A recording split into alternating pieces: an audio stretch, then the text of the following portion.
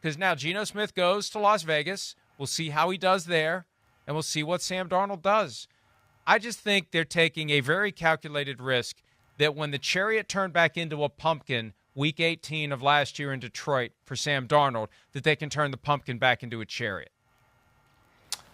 Yeah, but Mike, I gotta say, I know you watched them a lot as a Vikings fan.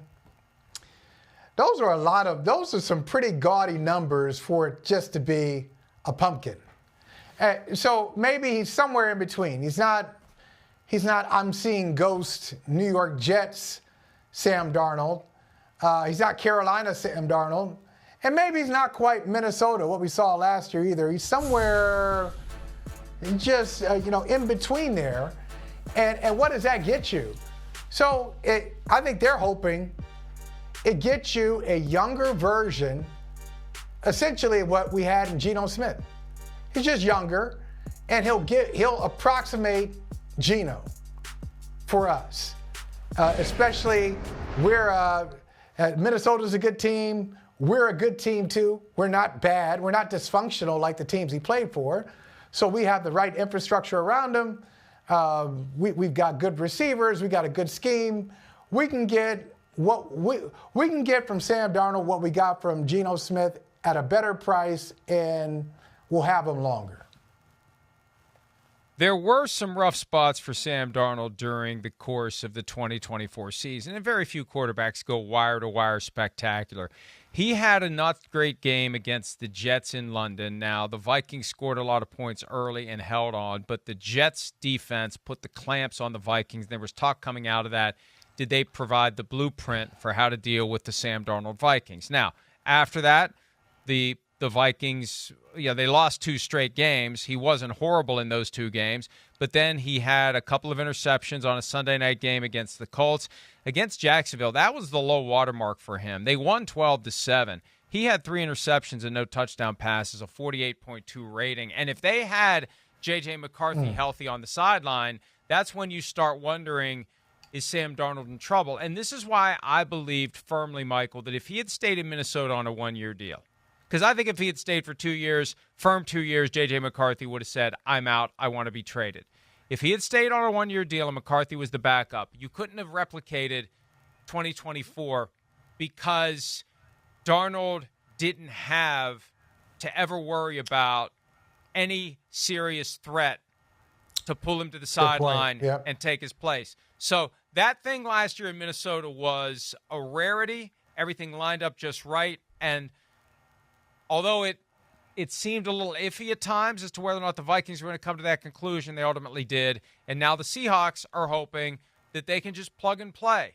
We're going to plug and play. We're going to take out Geno Smith, and we're going to plug in Sam Darnold, and we're going to be as good or better than we were. That, when you're talking about the most important position on the field, that is a bold strategy. And when we have seen teams do this in the past, when they have let the bird in the hand go, they usually go try to get the 2 in the bush. This is the bird in the hand's gone. We just got a cheaper version of the same bird, we think. That's what makes it, I think, different. This isn't like the Vikings in 2017 going into 2018. They let Case Keenum go after he'd had a special season with the Vikings. Even more special than Sam Darnold because actually won a playoff game. Got to the NFC Championship.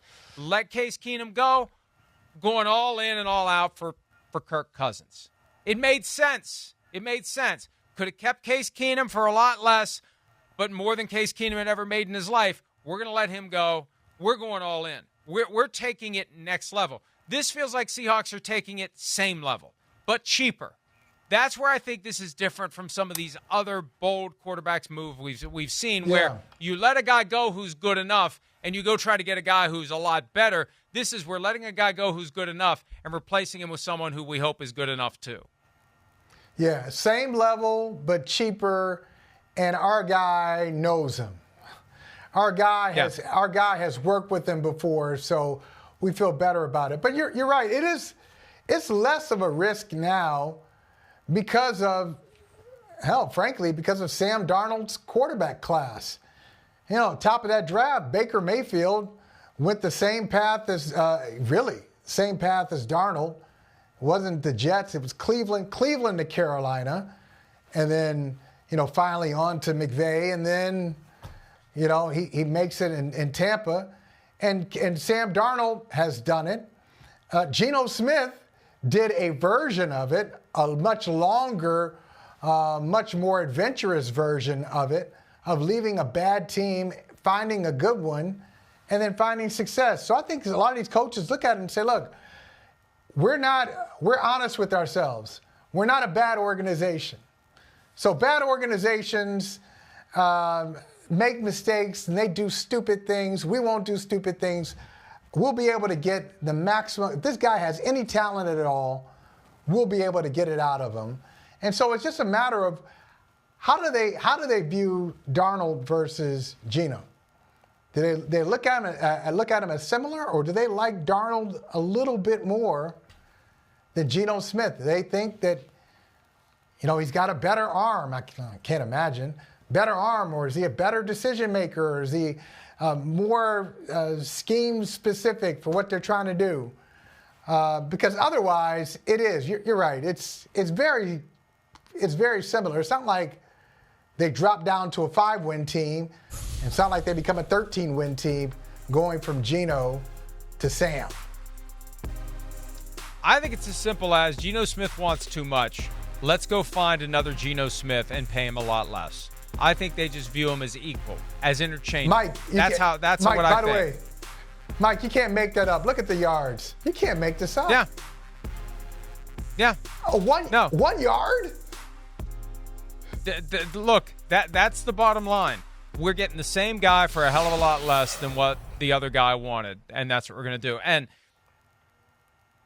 to reiterate a point that I've been making all week, folks, there's no way the Seahawks did not know they were getting Sam Darnold when they traded Geno Smith. You don't play that kind of game with the most important position on the field. And it was funny, Michael, earlier in the week, there's a couple of rules to being an insider. Rule number one, when you copy and paste the contract information, add the names of the agents who negotiated. But also, I was watching some of the coverage on Monday when Twitter was down, so we had to go like old school and watch TV to hear what people were reporting.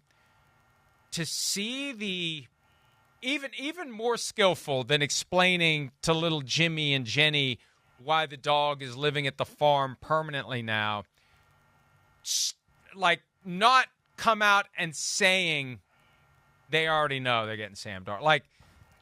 And this wasn't just negotiated today. And so, when they negotiate, when they found out Geno Smith, and then they had to, and now they have Sam Darnold. Everybody with any ounce of common sense knows the Seahawks blatantly tampered with Geno Smith, or with Sam Darnold, and had this deal set up before they pulled the pin on the Geno Smith trade. It would be ludicrous. It would be malpractice. It would be a fireable offense if John Schneider traded Geno Smith without knowing who the replacement would be. And I guess we're not supposed to say that out loud, but I don't care, because that's exactly what happened.